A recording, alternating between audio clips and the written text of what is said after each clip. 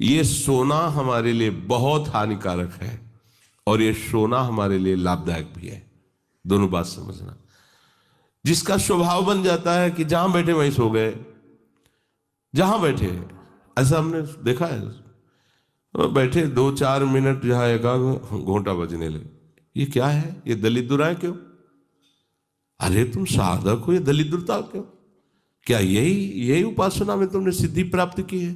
जहां बैठ जाओ वहां तुम लड़खड़ा गए, लार बहने लगी, सोने लगे, घोटा बजने लगे। ये दलिद्रता है, ये तमोगुणी है। ऐसा नहीं। एक बार नींद को समय दिया है, 3 घंटे 4 घंटे, आ जाए तो आ जाए, नहीं उसको निमंत्रण नहीं देना, राधा राधा राधा, और जग कर फिर वैसे ही अपनी दिनचर्या, कोई भी फर्क नहीं पड़ना। आप अभ्यास कीजिए, कोई फर्क नहीं पड़ेगा। कई दिन बराबर जगने पर भी आपकी दिनचर्या पर कोई फर्क नहीं पड़ेगा। जो अपना स्वभाव बिगाड़ रहे हैं वो अपना नाश कर रहे हैं। अधिक पड़े हैं, सो रहे हैं, ये ठीक बात नहीं है।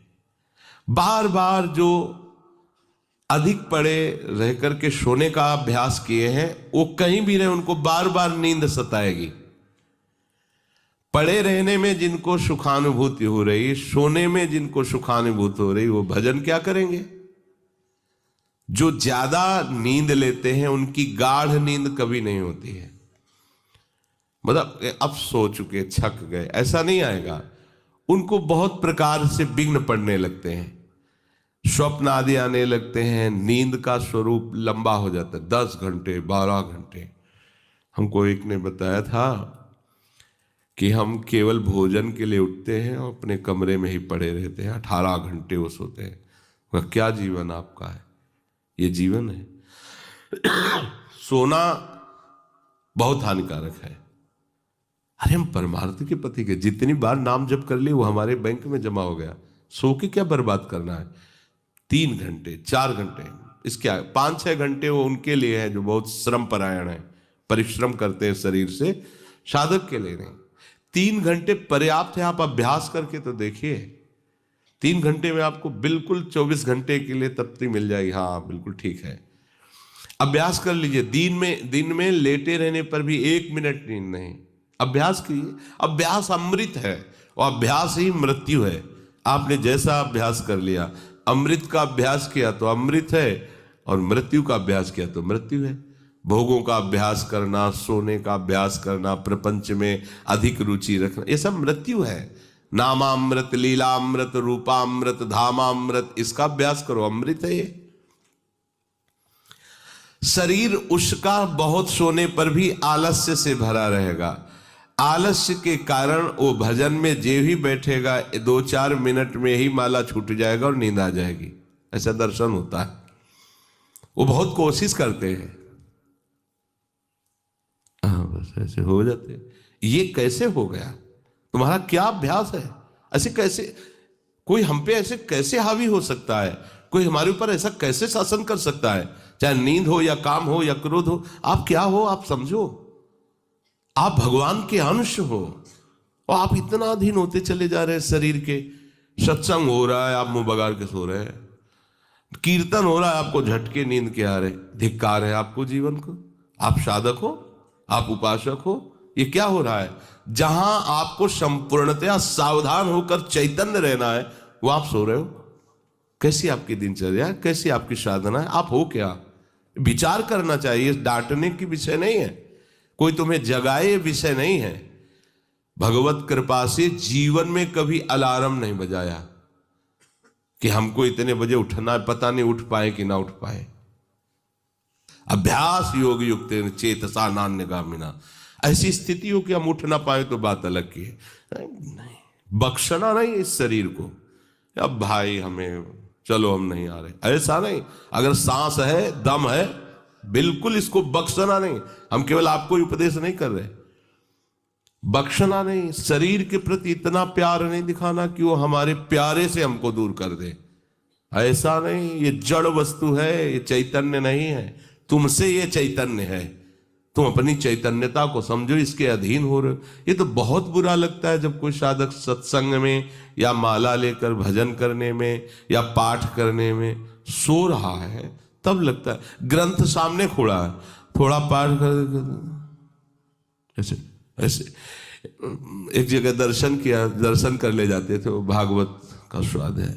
वो श्री जी के सामने भागवत पढ़ते पढ़ते नाक और माथा पूरी भागवत में रख दिया, और 2500 लोग आ जा रहे हैं ऐसे। तो उनको जैसे कहते, पंडित जी श्री हरिवंश, हाँ हाँ श्री हरिवंश।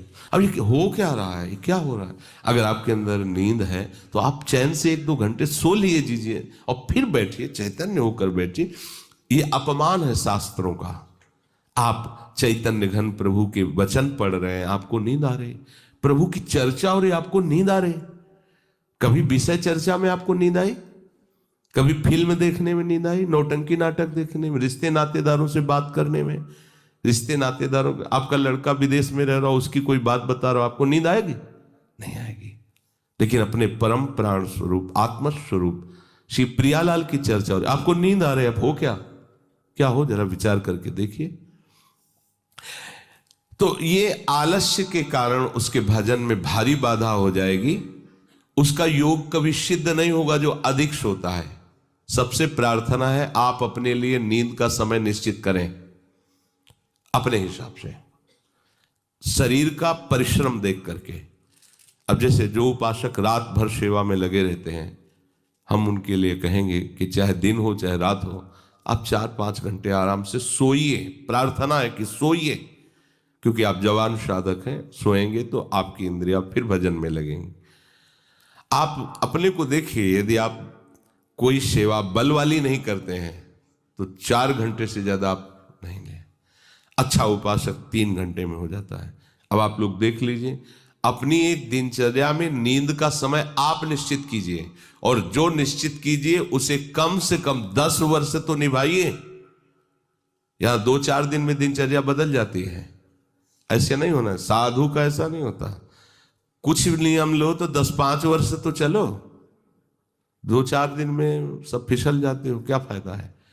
एक नियम लो, हम इतने घंटे सोएंगे, हम छूट देते हैं आपको। आप अपने आप ने नियम लो कि हमारा इतने घंटे में हो जाएगा। उस घंटे को आप लिख लो अपने सामने कि मुझे इतने घंटे केवल सोने के लिए सत्संग में अनुमति है, क्योंकि हमने वहां इतना नियम लिया था। आप ले, बताने की जरूरत नहीं। आपके द्वारा लिया हुआ नियम फिर आपसे कभी नहीं टूटना चाहिए।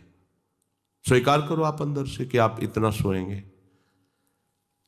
पर लिमिट हम बता देते हैं। शरीर अधिक श्रमित जो सेवा में होता है 5 घंटे, गृहस्थी है तो 6 घंटे, साधक है 4 घंटे।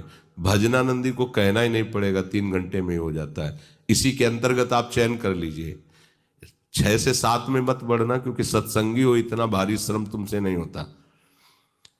बलराम ब्रजवासी है, 20 वर्ष की बात बता रहे हैं, एक दिन की नहीं, 20 वर्ष की नित्य दिनचर्या से वृंदावन की परिक्रमा, और कितनी मेहनत से चक्की चला करके 150 रुपया करके घर परिवार चलाना, संत सेवा करना, सत्संग सुनना, ये सब गृहस्थ है, परिवार है, भागे घूम रहे हैं परमार्थ के लिए, नंगे पैर पूरे वृंदावन। 20 वर्ष पानी गिरे पत्थर गिरे, कोई मतलब नहीं। इतनी इतनी एड़ी फट गए एकदम। अब उनको क्या कहोगे? साधु नहीं कहोगे तो क्या कहोगे? ब्रजवासी हैं, रात दिन प्रभु का नाम स्मरण, सत्संग, परिक्रमा सब कर, और मेहनत उठा उठा के बोरा भर बेचना, उसमें कहीं 10-20-50 रुपया बचा लेना, परिवार का पोषण करना। आपके लिए तो कोई सेवा ऐसी नहीं मेहनत वाली, फिर आप इतना लंबा सफर कैसे सोच सकते हैं? वो गृहस्थ होते हुए 2-2:30 बजे जगते हैं, तब अपनी दिनचर्या पूरी करते हैं। हो सकता है रात्रि के 10-11 बज जाते हो, दिन में वो चक्की में रहते, कब सोते होंगे? और 20 वर्ष की दिनचर्या हम उसकी बता रहे हैं। आप विचार करो, आप साधक हैं, आप विरक्त हैं, या आप संसार से निवृत्त होकर वृंदावन वास करें, आप कितना सोते हैं? ये बंद करो, शरीर को सुखी करना बंद करो। ये शरीर को सुख देने की बात महादुख मोल लेना है। निश्चित करो आप अपने समय को सोने का। कर लिया? हाँ, अपना समय निश्चित करो। जो समय निश्चित किया हो, 4 घंटे, 5 घंटे, 6 घंटे, ये धाम है, यहां झूठ नहीं चलेगा। अगर 6 घंटे निश्चित किया तो 6.25 घंटे नहीं होना चाहिए। उसी को आप विभाजित कर लीजिए, 4 घंटे रात्रि में सो लीजिए, 2 घंटे दिन में सो लीजिए। आपको अगर 6 घंटे सोना है, 4 घंटे सोना है, 3 घंटे आप रात्रि में, 1 घंटे दिन में विश्राम। अगर आपका रात्रि में हो जाता है तो दिन में विश्राम की जरूरत नहीं, आपको इस पर आना पड़ेगा। आपसे कांच छुड़वा रहे हैं, मणि पकड़ा रहे हैं, आपको घाटे का सौदा। आप क्या कर रहे हो?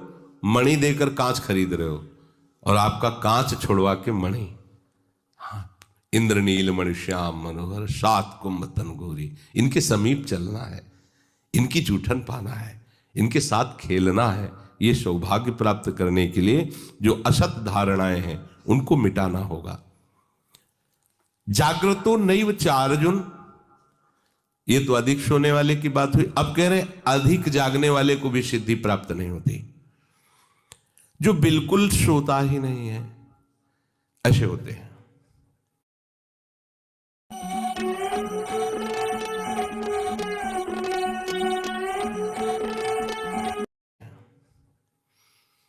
पूरी पूरी रात चली गई नाम कीर्तन में, पूरी पूरी रात चर्चा में चली गई। 2-2, 3-3 जन केवल बैठ गए और प्रभु की पूरी रात चली गई। सामने योग वासिष्ठ रखा हुआ है, उसी पे चर्चा हो रहा है। कैसा नशा! तो आप क्या समझो, उसमें नींद आएगी क्या? जो इंद्रियों को खुराक मिलनी चाहिए वो मिल जाती है। बड़े बड़े महापुरुषों को देखो, राय रामानंदाचार्य जी, राय राम, उनका आता है ना महाप्रभु चैतन्य देव, पूरी पूरी रात चर्चा हो रही, पूरी पूरी रात कीर्तन हो रहा है। क्या होता कि सुबह सब ऐसे लुढ़के हैं नींद में? नहीं, यहां उनकी बात हो रही है जिनकी अभी रुचि भजन में नहीं हुई है। उनको समय से सो जाना चाहिए, समय बर्बाद नहीं करना है। जो नींद का समय दिया है उसमें नींद आए या ना आए, हमें सोने के लिए नहीं लेटना है। जब लेटे देखा हाँ इस समय से इतना समय लेटने में देना है, नाम शुरू किया, तन्मय हो गए। जब नींद आई, जब आंख खुली बस फिर मंत्र में तन्मय फिर लग गए। ये भजन है, इसको ऐसे प्रमाद में मत डालिए। यहाँ दिनचर्या हो गई, अब पड़े हैं, करवट बदल रहे हैं, समय निकलता चला जा रहा है, आज सत्संग में क्यों नहीं आए, सो गए थे। ऐसा नहीं होना चाहिए। जो बिल्कुल नींद नहीं लेता उसका अभ्यास ठीक नहीं होगा, वो निरंतर भजन में बाधा पहुंचा देगा। जो ऊंचाई पर चढ़े हुए महापुरुष हैं वो सत्संग और नाम कीर्तन और भगवत चिंतन से ऐसी सामर्थ्य प्राप्त कर लेते हैं कि वो कई दिन भी ना सोए तो उनको विक्षेप नहीं होगा कि परेशान है, इनको तो नींद ही नहीं आई है। क्योंकि उनके जागने में इंद्रियों को वो सब मिल जाता है जो सांसारिक पुरुष को नींद में इंद्रियों को विश्राम मिलता है, उनको भजन में मिल जाता है। परंतु उस स्थिति तक पहुंचने के लिए समय से सोना आवश्यक है। जब विश्राम और इंद्रियों को खुराक नींद की मिल जाती है तो वो भजन में हमारा ज्यादा सहयोग करते हैं। इसलिए उचित समय निश्चित करो नींद का, और उतना ही आप उसको शयन के लिए दो। नींद आए या ना आए, ठीक समय पर उठ जाओ। उठने की प्रवृत्ति का होता है कि सबसे पहला काम, जहां आपकी घड़ी पे दृष्टि गई कि हमारा समय उठने, तो सबसे पहले बिस्तर से हट जाओ। आप ओढ़े हो उसको तुरंत हटाओ। गर्मी है, आप पंखा एसी जो भी चला, तुरंत पहले उसको बंद करो। सुविधाओं को पहले हटाओ, फिर बैठ जाओ। कुछ देर नाम जप, गुरुजनों का चिंतन, फिर अपनी दिनचर्या प्रारंभ। जो कंबल में ऐसे रजाई में ओढ़े ओढ़े ही सोच रहे अभी तो 2 बजने में 10 मिनट बकाया, 10 मिनट में उठ जाएंगे, तो ऐसा वो विक्षेप हो जाएगा कि वो 2 घंटे आपको समझ में नहीं आएंगे। फिर 4 बजे आप उठो, 4 तो 4, बहुत गलती हो गई। ऐसे नहीं किया जाता। अपने लोगों ने ऐसे अभ्यास नहीं किया। तुरंत फेंको, तुरंत खड़े हो गए। पता है कि बैठेंगे तो नींद आई जाएगी, चलते हुए भगवत स्मरण कर रहे हैं, जल पिया, शौच स्नान, अपनी दिनचर्या में। ये चित्त हमारे वश में नहीं, हम चित्त के वश में है। जो चिंतन कराता है हम वही। कल एक उपासक प्रश्न कर रहे थे कि कभी कभी हमारा मन कहता है हम निहाल हो गए, कभी कभी मन हमको कहता कि कुछ नहीं मिला। तो तुम मन को गुरु माने हो क्या? मन को आराध्य देव माने हो क्या? मन को अपना मित्र माने हो क्या? ऐसे सलाहकार की क्या बात कि कभी कभी कहता है तुम जीवन मुक्त हो गए, कभी कभी कहता है तुम विषयी हो। उसकी बात थोड़ी माननी है। वो अपनी स्थिति बता रहा है, मन तुम्हारी स्थिति नहीं बता रहा है। जब कभी भगवदानंद में तो मन कहता निहाल हो गया, और जब विषयानंद में तो लगता मैं फंस गया। तो तुम उसको देखने वाले हो, तुम उसको चलाने वाले हो, तुम ही से वो चल रहा है तुम्हारी शक्ति से, तो तुम रो काहे को रहे हो, व्यथित क्यों? मतलब कोई भी प्रश्न करने के पहले आपने चिल्ला के रो दिया। अब सब प्रश्न का रहस्य नहीं मिल पाएगा आपको, क्योंकि पहले ही देख लिया कि आप नहीं। गंभीर, किसी संत के पास जाने के लिए पहले गंभीरता पूर्वक प्रश्न करो। कोई भावुकता की बात आ रही, आप रो देते हो तो अच्छी बात है। अब आप प्रश्न कर रहे हो, पहले तो चिल्ला चिल्ला कर रो रहे हो, पूरा वातावरण जो है आपने गंभीरता से रहित कर दिया। और दूसरी बात, आप समझोगा कि क्यों रो रहे हो। अगर प्रियाजू की प्राप्ति के लिए तो सभा में चिल्ला के रोने की जरूरत क्या है? प्रियाजू की प्राप्ति के लिए तो एकांत में रोइए, खूब नाम जप कीजिए। अगर सभा में आए हैं प्रश्न करने के लिए तो गंभीर रहिए और मुस्कुराते हुए प्रश्न कीजिए। ये रोना धोना नहीं, ये एकांत का विषय, अपने आराध्य देव के विषय में। कभी भाव आ रहा है तो बात अलग की है। हम चित्त के अधीन हो गए हैं, बस इसको सुधार करना है। चित्त की 5 अवस्थाएं होती हैं, उसी को मन कहते हैं, उसी को बुद्धि कहते हैं, उसी को अहम कहते हैं, समझना। उसकी वृत्तियों के कारण अलग अलग नाम पड़ा है ना। पूरे को एक हृदय कहते हैं, बोले मैं हृदय से कहता हूं, मतलब संपूर्ण अंतःकरण से कहता हूं। अंतःकरण 4 इसलिए हो गए कि उसकी वृत्ति 4 है। एक का काम है निश्चय करना, संकल्प विकल्प करना, चिंतन करना और क्रिया को स्वीकार करना। एक ही हृदय में 4 बातें होती हैं। तो जो निश्चय उसे बुद्धि कह दिया गया, जो संकल्प विकल्प उसे मन कह दिया गया, जो चिंतन उसे चित्त कह दिया गया, क्रिया को स्वीकार करना उसे अहम कह दिया गया। है एक ही हृदय। उसी हृदय को हम जब बात करते हैं तो उसे 4 रूपों में करते हैं। तो मानो अगर मन की बात चल रही तो चित्त आ गया, बुद्धि आ गई, अहम आ गया। चित्त की बात चल रही तो उसमें मन आ गया, बुद्धि, क्योंकि एक ही हृदय की बात हो रही। तो 5 अवस्थाएं मानी गई हैं। बहुत ध्यान से सुने तो इसमें हम अपने चित्त को भगवदाकार कर सकते हैं। चित्त की 5 अवस्थाएं शास्त्रों में ब्रह्म ऋषियों ने मनन करके पाया है। मूढ़ता, मूढ़ अवस्था, क्षिप्त अवस्था, विक्षिप्त अवस्था, एकाग्र अवस्था और निरुद्ध अवस्था, ये 5 अवस्थाएं पाई गई हैं। इनमें 2 से भजन नहीं होता। जिनके चित्त में ये 5 में 2 पहली वाली अवस्थाएं जोर की होती हैं, मूढ़ अवस्था और क्षिप्त अवस्था, उनसे बिल्कुल भजन नहीं होगा। वो पाप प्रवृत्ति में ही चित्त लगाने वाले जन हैं, उनसे भजन बिल्कुल नहीं होगा।